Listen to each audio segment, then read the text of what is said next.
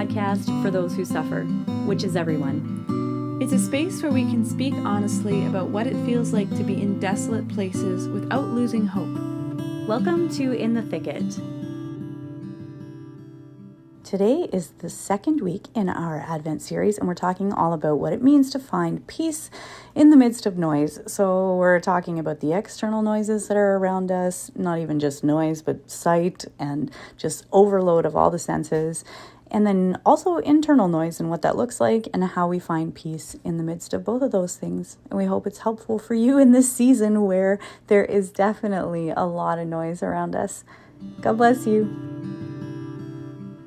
Hi, everyone. Good to be with you. It's Erin here, and I'm joined by my fellow co-host. Hello, it's Nicole. Yay! And it's just the two of us today. Yep. Because Rachel is has a million things to do. Yeah. It's the end of her semester, PhD semester, so she is... It's crazy. You can pray for her that she can get all the things done. Yeah, that's right. It was crazy when she messaged us. She's like, she had a bunch of things, and then she's like, and also I have 40 pages to write by next Friday. So basically in a week, like writing, which is a lot, you know? That is a lot of pages. Yeah, it's a lot of pages, especially when it's not like, you're not like just like writing a story or something. You're like writing. It's not like fan fiction. That's correct. This is like whatever academic research stuff. Yes. Yeah, exactly. The writing is the easy part. It's all the thinking that takes so long. That's right. Exactly. Yeah, exactly. God bless Rachel. I still have, I don't know, have you ever tried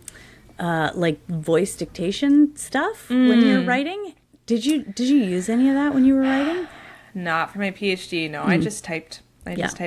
I remember though, like in probably the early 2000s, and my dad, when those like voice dictations were first like invented, and my dad like, you know, bought the software for it, and it came with this like cool snazzy headset with like a little microphone that goes to your mouth. Yeah. And it was so terrible that it was completely hilarious. Like, really? We would say, you would talk and you would say sentences, and you had to like train it on your voice first.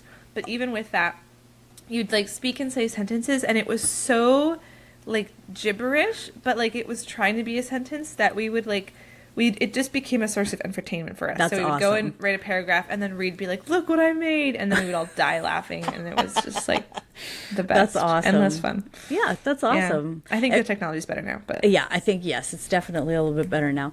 But I had actually, that reminds me of last night. I was driving the car and I was texting like with you, just using Siri stuff in the car while I was driving. Not illegal texting. Don't call the police. But at one point I said something, and this thing popped up, and it was like, you want to call Ryan somebody, and I was like. And I panicked. I was like, I don't know how to cancel, change, cancel. Because I didn't even know the name of the person that popped up. It's like some random person who's in my phone for some reason. Anyways, so yes, they are not perfect software things yet. But highly entertaining nonetheless. Totally. Yeah. And sometimes very helpful. Sometimes very helpful. Yeah. Yep, that's right. Yep. Yeah, exactly. Okay, so today, which is kind of funny, I just have to say, seeing how Rachel is not with us, and she's kind of in the chaos right now, and the noise of all of the schoolwork and millions of things in her head. This week, we are going to be talking about finding peace in the midst of noise.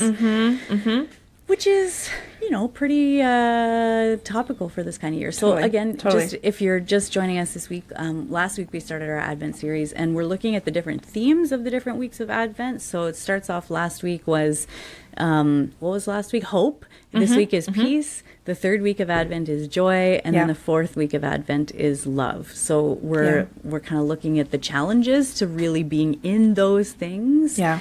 During this time of Advent. So peace in the midst of noise. So like first of all, what does noise, like, what does that look like for you? What is noise in your life?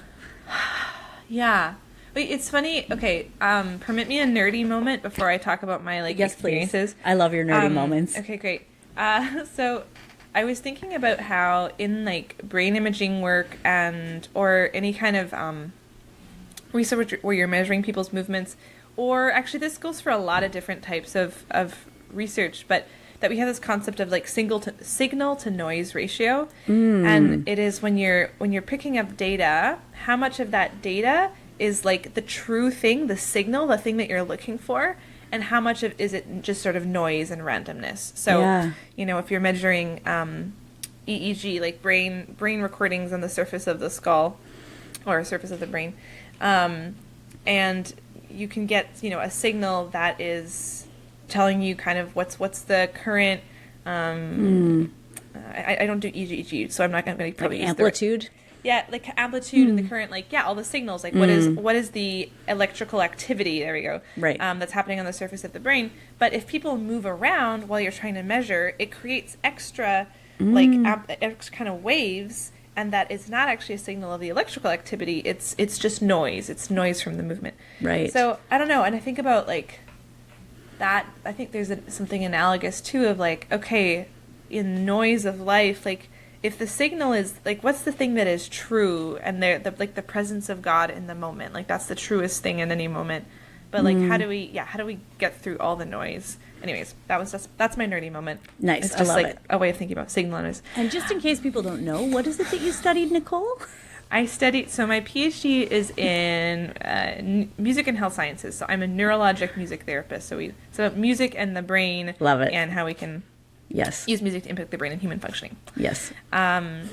So, yeah, but okay, so I think in terms of noise in my life, I think of like external and internal noise. So, you know, I mean, there's times, actually, this is another sidebar. Maybe this is going to take me a long time to really get to the point of something deep and spiritual. But like, I recently bought, noise, I'm fairly sensitive to noise. Yeah, me I've too. discovered. And I actually recently bought these headphones that filter out some noise, but not all noise. Are they loops? They're loops. I got them too. I was you? going to mention them. Yes. Okay. And they're pretty cool. I haven't used them a ton yet, but I'm going to try them out tomorrow, like during our church fellowship, because I always it's a really loud room. It's like echoey, and I can always never focus on the conversations at my table. And I'm like, maybe it'll help if I have these like headphones in. Yeah. Anyways, so yeah, so I feel like, and there is just a lot of noise, and I think about noise of like traffic, and you know, when I've traveled to cities that don't have a lot of cars, like Vancouver, which is very like transit and bike oriented, it's like, it's quiet, like it's just quieter, and it's more peaceful, you know, so I think about those things. So I don't know, I feel like our world has a lot of noise, just actual sound noise. Yeah. And that does have an impact on our peace. Like, just at a practical level, for me, like, yeah, if it's loud, like, everyone, your cortisol levels, stress levels go up. Like, noise makes us more stressed. So I think there's that. But I do, for myself, I think I experience internal noise as well, which is just, often for me, it's just worries, right? Like, about whatever, about life. Am I going to get my grading done on time? You know, is this student going to get their advising figured out? Is this, you know, being a homeowner, are we going to have some sort of housing issue? You know, like, just anything. And especially, I think, when if I haven't been like consistent in prayer or things like that, then I find like it's all noise, and it can be the noise of self-criticism or criticism of my husband, or just any kind of negative thinking or things that are not good, the good and the true and the beautiful. And so, I think it's easy to fall into that kind of noise. But there you go. Yeah. There's my treatise on noise. Nice. I love it. How about you, Erin? Yeah, I totally resonate with what you say in terms of just the noise of the like around stuff. Like, even when I hang out with my nephews, they're only 2 nephews, but they're 8 and 4. They're super loud, especially my younger nephew's like a hurricane of everything when he goes everywhere, you know? So I bought, and so with fibromyalgia, if you're a newer listener, I have fibromyalgia, so it's kind of like a weird, I don't know, pain thing that also comes with chronic fatigue and stuff like that. But one of the things is actually noise sensitivity, or just like sensory sensitivity. Like, if there's just too much going on in terms of the visuals and so I think that's also part of the noise, is even just like the visual noise that's around us and all Yeah. the things that are Totally. hitting us, all at the same time. So it's like the smells and the ears and the sights, like the sounds, everything all together. So for me, I found one thing that's really helpful has been the loops. I feel like this is just it's like an episode from advertisement for loops. They should pay us for this episode. That's right. Yeah. I'll like tag them in the promos and see what they think. But it has been like super helpful because they have different levels of ones where it's like they filter out different levels of noise. But I found that when like the chaos that's around me, if there's ways that I can mitigate that, then I can actually focus on the person in front of me or the thing in front of me or like whatever it is. Yeah. But I find it's funny because it's like opposite in my internal life. Like, so my thing usually is just distraction. It's like the noise that happens is distraction about all kinds of stuff. So it's like replaying conversations in my head or like thinking about things that are on my to-do list. Sometimes it's Right. worry, sometimes it's not, or I'm like thinking about I need to check the weather or I need to check what's on the roads because I'm going out later, so I need to know how long to like. So then I'm in prayer and there's like a billion thoughts that are like coming. And so it's kind of like it feels almost like an opposite of like, filtering out all of these things in the external sense so that I can focus on one thing. But in prayer, it's like if I try and focus on one thing, it's like all the external things like come in. So sometimes it's like, sometimes for me, we're just kind of moving into like, how do you actually find peace in the midst of that, you know? Is like, there's been a couple of things that I found have been like helpful. Is one is to be able to have like either a notepad or something like that so that I can just write stuff down. Like if it pops into my head, it's something that I need to do.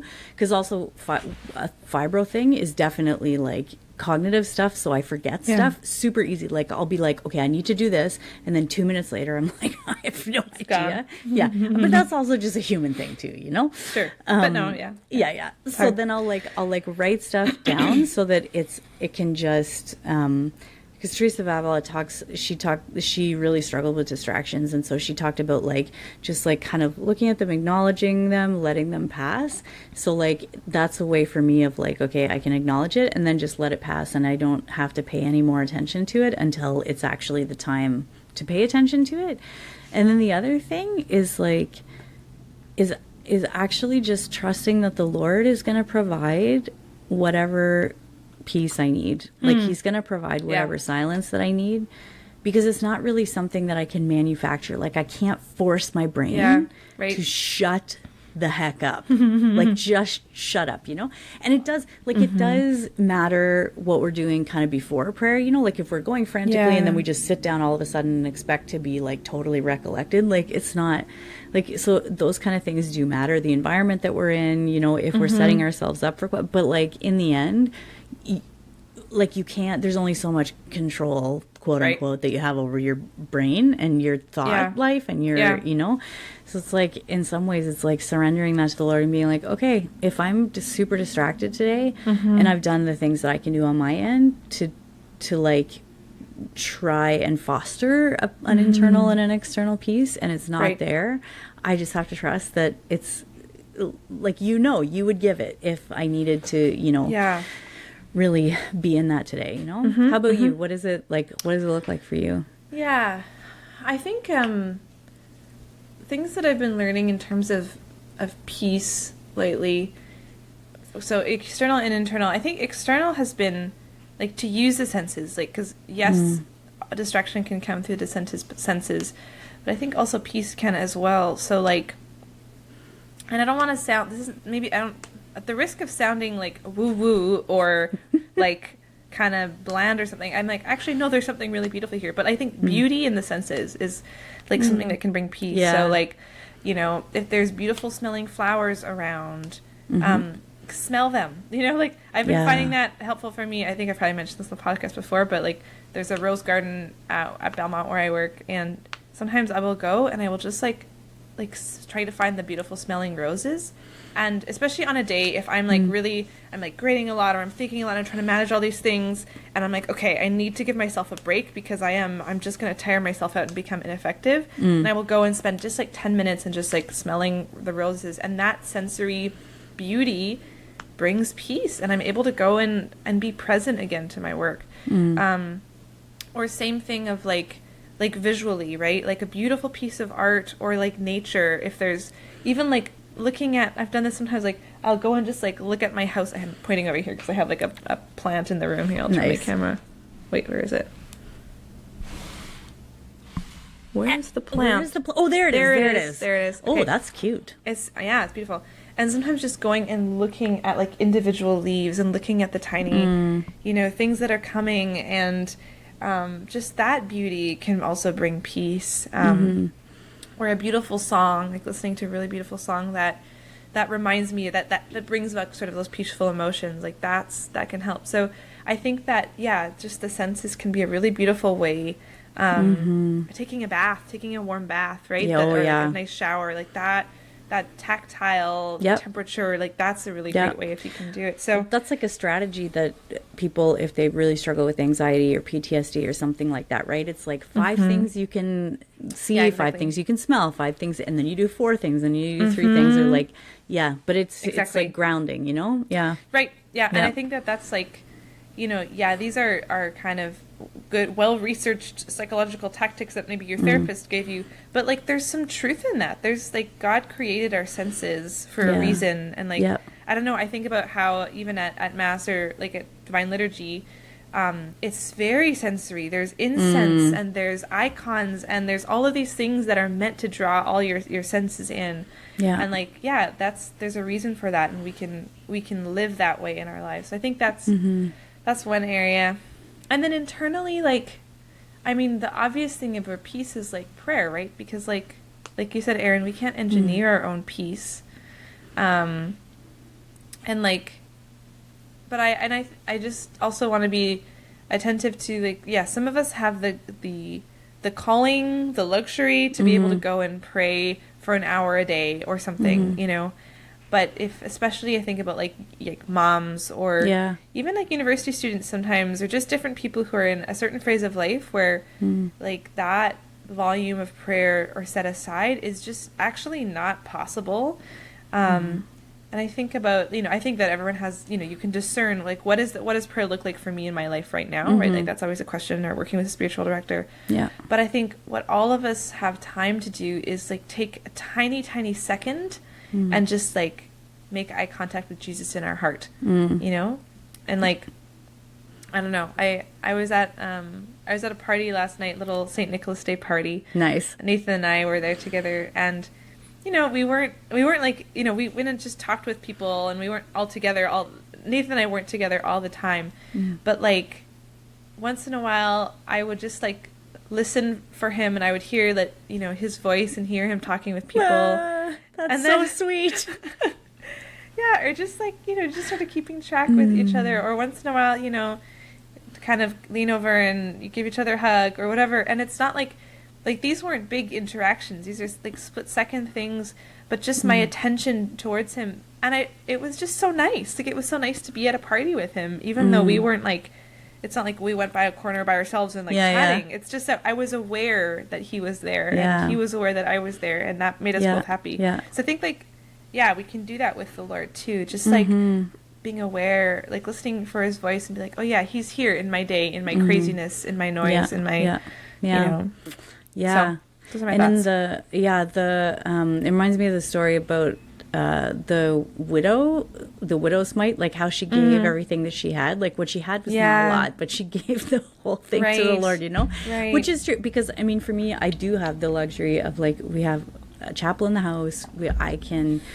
My vocation is oriented towards prayer, right? So like I have the privilege, but then also the obligation to actually be present to that, and to take that time to have a holy hour, and to have like all of those kind of things. But for sure, like I even just being with my nephews or my sister, like their reality of their life is so different. Yeah. Like just being Yeah. able to take that time, whatever. But that the Lord, like, he honors, and even in like our distracted prayer and our I think there's this prayer that I think I probably have talked about it before, but it's from the cloud of unknowing. Yeah, I have talked about it before, but it's like, oh God, upon whom all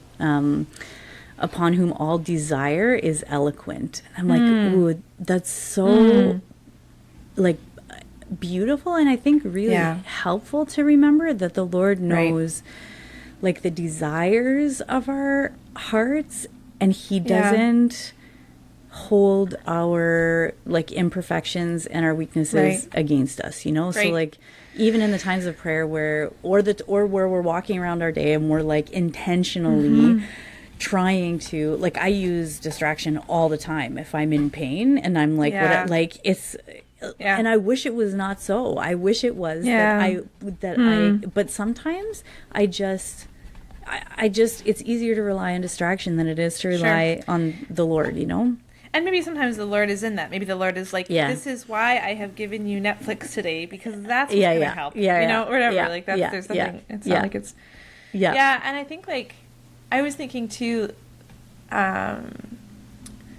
seeking peace or seeking to be at peace, it's not a should, you know?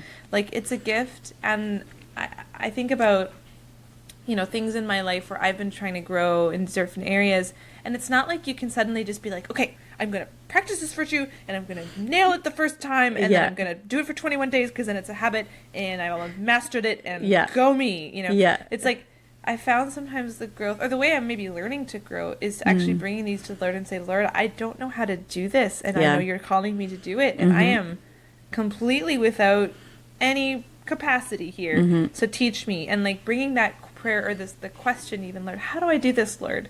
How do I do this? Every day waking up, Lord, how do I do this? And that gradually we can grow into these skills too. Like the Lord gives it too. So if it's like, if you struggle with peace, if you struggle to remain at peace, like, and maybe the best thing you can do is just be like, Lord, how do I remain at peace? How do I do this? And like, that's okay. That could be enough. Yeah. I remember actually listening to an episode of Poco Poco podcast, which is really great, and how the friars were, they were talking about how when they're doing their holy hour, they're in the chapel or whatever, and the windows are open because they don't have air conditioning. It's the middle of the hot summer in, you know, the Bronx, whatever. And then you can hear people outside like yelling, and it's New York, so it's like there's sirens everywhere, and there's whatever, all of the noises of that. And I remember actually the Lord brought that memory to mind when I was like in the chapel here, because I'm in my family home, you know, there's lots of noises. My dad does not know how to walk lightly anywhere, so it's like he just stomps everywhere. And you know, my mom will be watching TV in the living room or whatever, so noise filters. And I remember sitting in the chapel, and there was like a part of my heart that was like grieving, because I desire like solitude, I desire silence, and then the Lord kind of bringing that memory to mind and being like, it's not like it, he brings us to the place that he needs us to be, you know. And like you're talking about, like that dependence on him is really important to remember, that he will give us what we need when we give what we have to him. And it's not about coming to a perfect set of circumstances in order to be able to find peace, but it's about coming to know him more, coming to be more present to him, and letting him be present to us, because peace is a fruit of the Holy Spirit, right? So like when the Spirit is dwelling in us, like he'll give the gift of peace as we need it, you know. And even in the midst of noise, it's like, not that peace only comes when there's noise, but it's like he somehow is able to mold our hearts so that even in the midst of chaos and turmoil and noise, that there is like, that we can experience peace in that, and then it doesn't have to become the opposite of noise, but it can become within noise, which I think is a huge gift, you know. Right. Yeah, the noise can be happening, but the peace can still be there. Yeah, which is why, you know, like in scripture, like the peace that surpasses all understanding. I feel like I can remember a lot of times in my life where something is happening and I'm frustrated, or like it's terrifying, and then I'm like, Lord, you said that there was peace that surpasses understanding. I would like some, please, right now. And like the Lord honors that request as so many times in my life where just like there has been peace, you know, that comes sometimes when I, you know, when you least expect it. Yeah. Or when it shouldn't, you shouldn't be peaceful. Like you shouldn't be peaceful, but Totally. you are. Yep. You know? Yep. And I think that's such a gift too. Yeah, totally it is. Lord, yeah. Lord help us. Lord help us. Yeah. This is good. Yeah. Yeah. That's beautiful.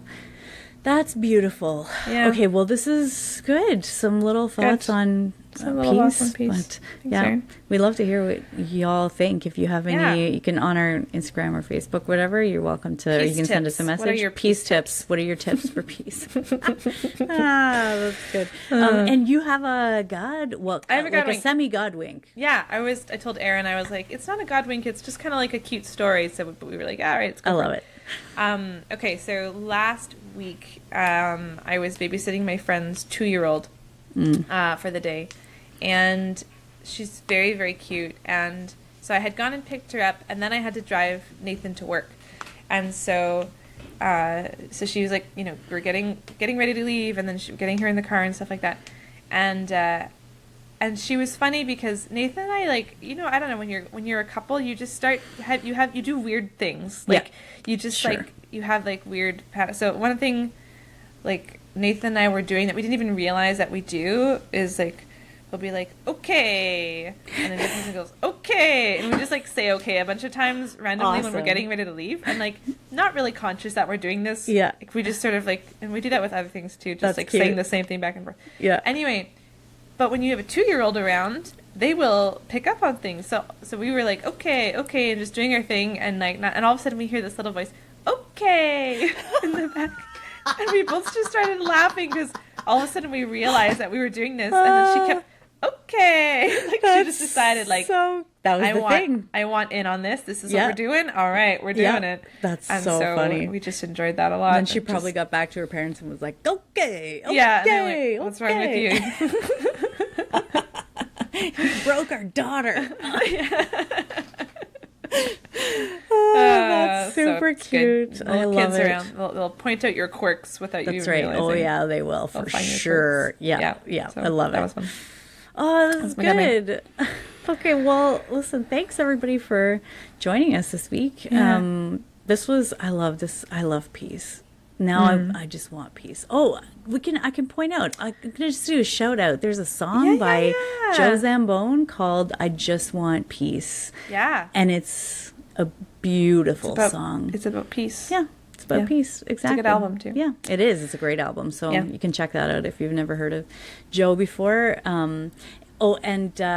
We will be back with you next week with our third episode for this Advent series, Yeah. which is about finding joy in, I forget what the thing was, finding joy in what? I can't remember. In Finding sadness? joy and sadness. Yes, that's Yeah. right. Exactly. Cool. Yeah. So like when you're sad, when you're just not feeling the holiday, everything and everybody around you is like happy and jolly, and you're like, I cannot be around you insufferable people. What does it mean to find Yes. joy in sadness? Exactly. Yeah. So that'll be good. We're looking forward to being back with you soon, everybody. And pray right. for Rachel, and hopefully Pray the for three of Rachel us will be back and next Tess. week. Yeah. Yeah, Exactly. that's the plan. All right. All right. God bless y'all. everybody. Bye. Bye.